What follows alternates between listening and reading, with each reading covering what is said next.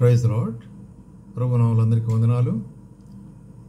ప్రేమని ప్రభు పిల్లారా, ప్రియుడైన యేసుక్రీస్తు వారి ఘనమైన నామములో మిమ్మల్ని అందరినీ కూడా ఆ యొక్క వీడియో మెసేజ్ కొరకై ఆహ్వానిస్తుంటున్నాను. ఈ దినం మన యొక్క వర్తమాన కొరకై దేవుని వాక్యంలో నుంచి అపోస్తలుడైన పౌలు తెస్సలోనికు రాసిన రెండవ పత్రిక, అపోస్తలుడైన పౌలు తెస్సలోనికు రాసిన రెండవ పత్రిక 15వ అధ్యాయం, 2వ అధ్యాయం 15వ వచనం, 2వ అధ్యాయం 15వ వచనం చదువుతానండి. కాబట్టి సహోదరులారా, నిలకడగా ఉండుడి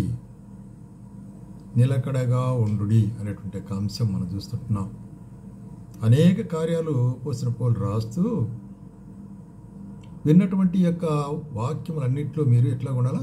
నిలకడ కలిగిన వారు ఉండాలా, చంచలులుగా ఉండకూడదు అనేటువంటి కార్యం, ఇటు అటు కొట్టుకొని పోయేవారుగా ఉండకూడదు అనేటువంటి విన్న వాక్యము హృదయంలో భద్రపరుచుకొని మనం ఏం చేయాలా? నిలకడగా ఉండుడి అంటాడు.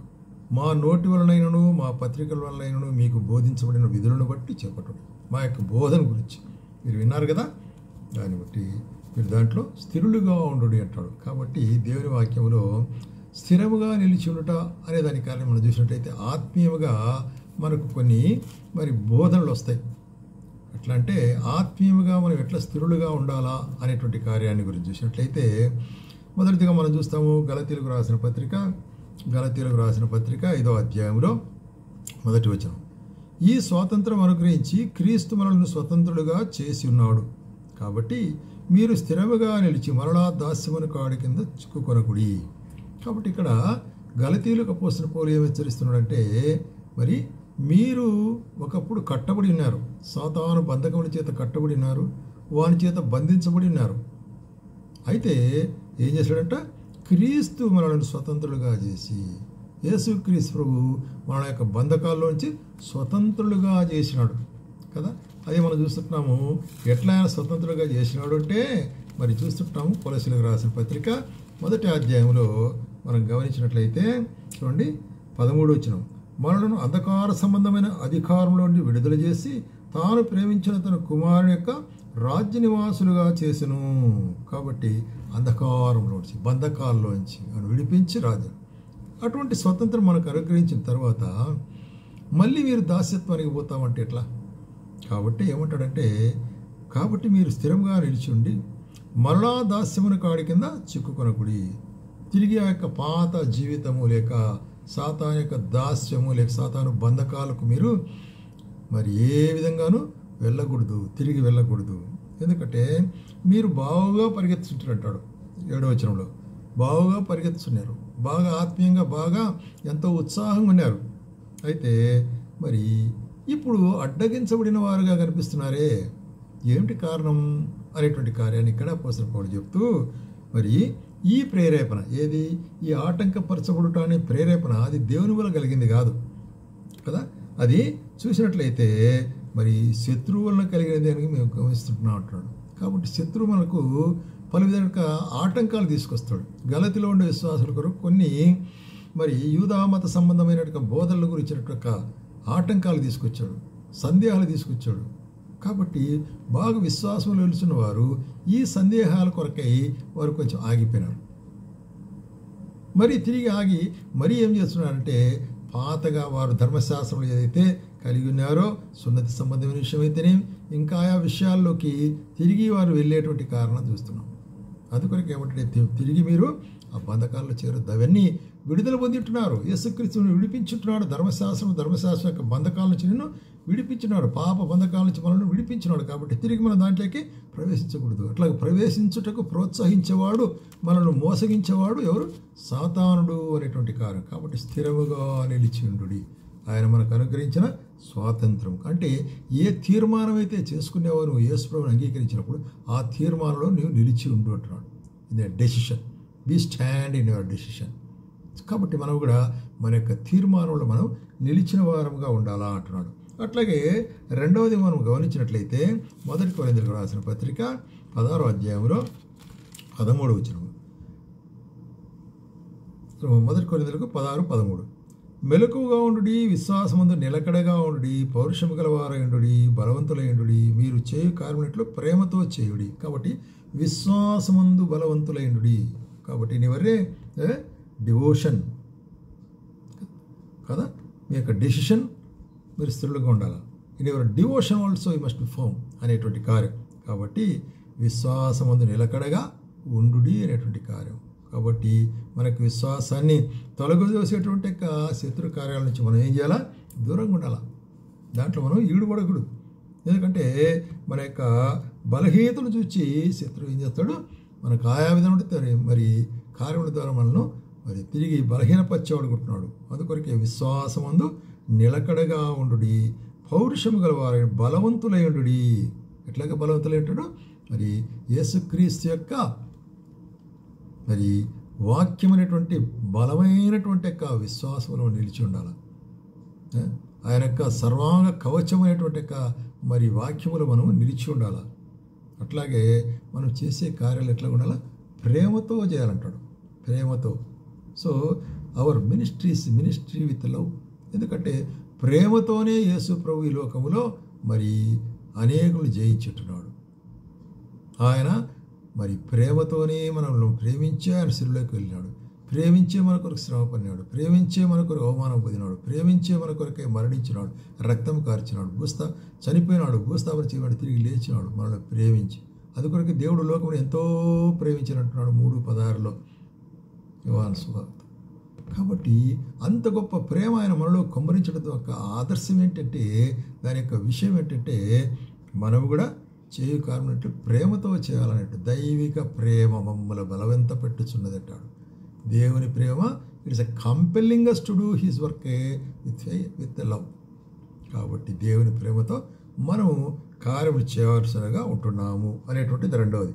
కాబట్టి అవర్ డివోషన్ అంటే మన యొక్క మరి చూసినట్లయితే మరి ప్రేమ, మన యొక్క త్యాగం, మన యొక్క మరి విశ్వాసం మరి ఎట్లా ఉండాలా? స్థిరముగా ఉండాలా అనేటువంటిది. తర్వాత మూడవదిగా మనం గమనిస్తున్నాము ఫిలిప్పీలకు రాసిన పత్రిక 4వ అధ్యాయము, ఫిలిప్పీలకు 4వ అధ్యాయము మొదటి వచనం. ఫిలిప్పీలకు రాసిన పత్రిక 4వ అధ్యాయం మొదటి వచనంలో ఇక్కడ ఏం చూస్తున్నామంటే, కావున నేను అపేక్షించు నా ప్రియ సహోదరులారా, నా ఆనందమును నా కిరీటమునైన నా ప్రియులారా, ఇట్లు ప్రభువునందు స్థిరులయ్యుండుడి, కదలిని వారయ్యుండుడి. మీ విశ్వాసములో, మీ యొక్క నమ్మకములో, మీ యొక్క వెంబడించుటలో స్థిరులుగా ఉండాలనే కార్యం. కాబట్టి ఈ స్థిరత్వము ఏది చెడగొడుతుందంటే కొన్ని సందర్భాల్లో మరి ఈ యొక్క ఐక్యత లేకుండా ఉండుట అనేటువంటిది స్థిరత్వాన్ని, ఐక్యత లేకుండా ఉండుట. అందుకని ఇక్కడ ఏమంటాడంటే, ప్రభువునందు ఏక మనసు గలవారయుండు అంటున్నాడు. కాబట్టి ఏక మనస్సు మనం కలిగి ఉన్నట్లయితే మనము స్థిరముగా నిలిచి ఉంటున్నాము. కాబట్టి స్టాండ్ ఇన్ ద డిసైపుల్షిప్, ఎట్లాగా ఆయన యొక్క శిష్యత్వంలో మనం నిలిచి ఉండాలి. ప్రభునందు ఏక మనసులు కలిగిన వారమే. అందుకొరకు ఏమంటాడు ఇక్కడ, అవును నా సహకారి ఆ స్త్రీలు క్లెమెంతుతోనూ నా ఇతర సహకారులతోనూ స్వార్థ పనిలో నాతో కూడా ప్రయాసపడి కనుక వారికి సహాయం చేయమని నేను వేడుకొనుచున్నాను. ఆ సహకారుల పేర్లు జీవగ్రంథం ముందు వ్రాయబడినది. కాబట్టి ఇక్కడ ఏం చూస్తున్నామంటే ఒక డిసిప్లిన్ కదా, ఒక డిసిప్లిన్ చూస్తుంటున్నాం అనమాట. ఒక క్రమం అనేటువంటి దేవుని వాక్యంలో క్రైస్తవ జీవితంలో ఒక క్రమం చాలా ప్రాముఖ్యమైనది. క్రమం వెంబడించవలసి అనుకుంటున్నాం. ఆయన యొక్క మరి క్రమంలో నడవలసిన అనుకుంటున్నాం. మనం అక్రమంగా నడుచుకునే దానికి వీలు లేదు. అది కొరకు ఏమంటాడంటే, మీరు ప్రభువునందు స్థిరులయ్యుండుడి. ప్రభు మిమ్మల్ని స్థిరపరిచుంటున్నాడు. ఆయన మిమ్మల్ని పిలిచినాడు, మిమ్మల్ని ఎన్నుకున్నాడు, రక్షించినాడు, ఆయన స్థిరపరిచుంటున్నాడు. కాబట్టి అటువంటి స్థిరత్వంలో మనం నిలిచి ఉండి ఏం చేయాలా? మనం ఏక మనస్సు గలవారైండు అంటాడు. అట్లాగే మనం ఫిలిప్పీలకు 1:27 కనుక గమనించినట్లయితే, ఫిలిప్పీలకు రాసిన పత్రిక 1:27-28 కలిసింది తెలుగులో అండి. నేను వచ్చి మిమ్మల్ని సూచించినాను, రాకపోయినను మీరు ఏ విషయంలోనూ ఎదిరించే వారికి బెదరక అందరూ ఒక్క భావంతో స్వార్థ విశ్వాసపక్షమున పోరాడుచు ఏక మనస్సు గలవారే నిలిచి ఉన్నారని నేను మిమ్మల్ని గూర్చి వినులాగున మీరు క్రీస్తు స్వార్థకు తగినట్లు ప్రవర్తించుడి.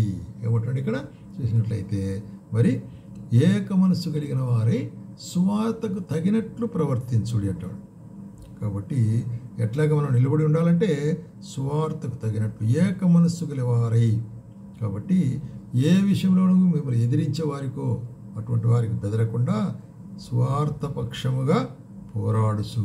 కాబట్టి స్వార్థ పక్షముగా నిలబడి పోరాడినప్పుడు మనకు అనేక శత్రువులు వస్తారు. ఈ లోకంలో మన చుట్టూ ఉండేవారే మనకు శత్రువులు అవుతారు, మనం ఎరిగిన వారే మనకు శత్రువులు అవుతారు, మన దేశస్తులే మనకు శత్రువులు అవుతారు. అయితే కూడా ఏం చేయాలంటే ఏక మనస్సు కలిగి మీరు నిలిచి ఉండాలనేటువంటి కార్యాన్ని. ఎందుకంటే క్రీస్తు సువార్తకు తగినట్లు ప్రవర్తించండి.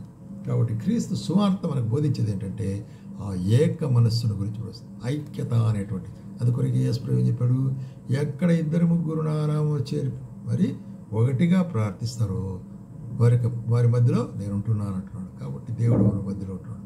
కాబట్టి ఇటువంటి ఐక్యత అనేటువంటి దాన్ని కాపాడుకోండి అంటాడు.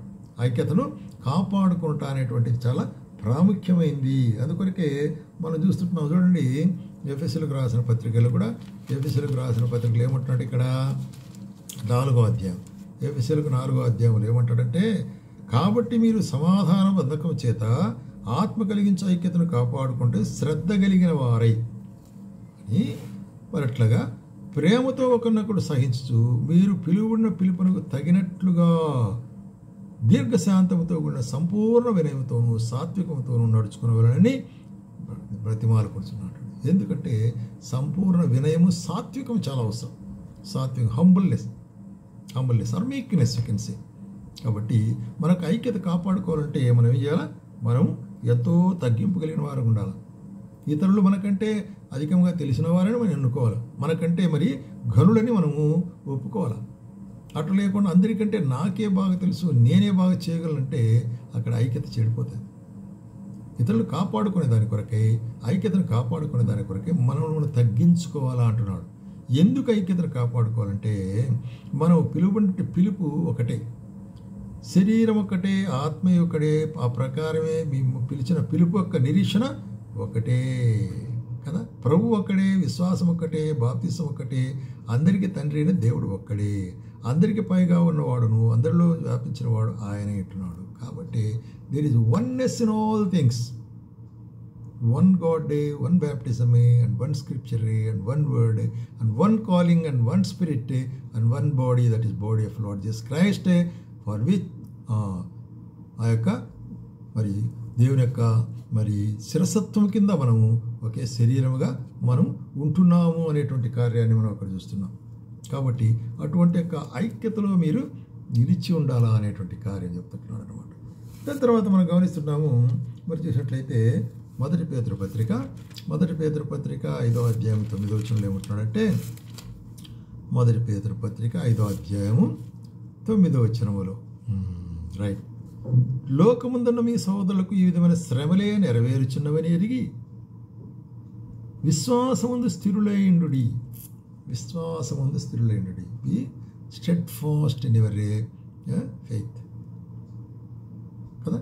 అట్లాగే విశ్వాసమని స్థిరులయుండు అని చెప్పి తన నిత్య మహిమకు క్రీస్తు మేము పిలిచిన సర్వకృప అనే దేవుడు, గాడ్ ఆఫ్ ఆల్ గ్రేస్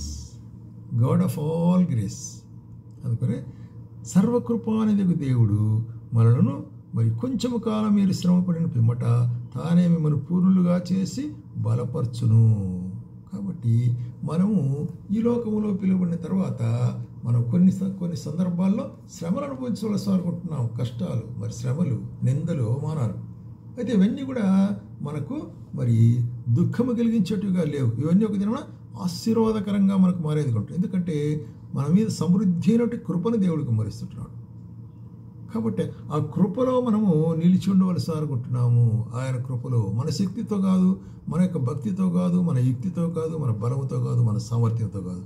కాబట్టి శక్తి చేతను బలము చేతను కాదు, కానీ నా యొక్క ఆత్మ చేతనే నేను కార్యం నెరవేరుస్తున్నాను.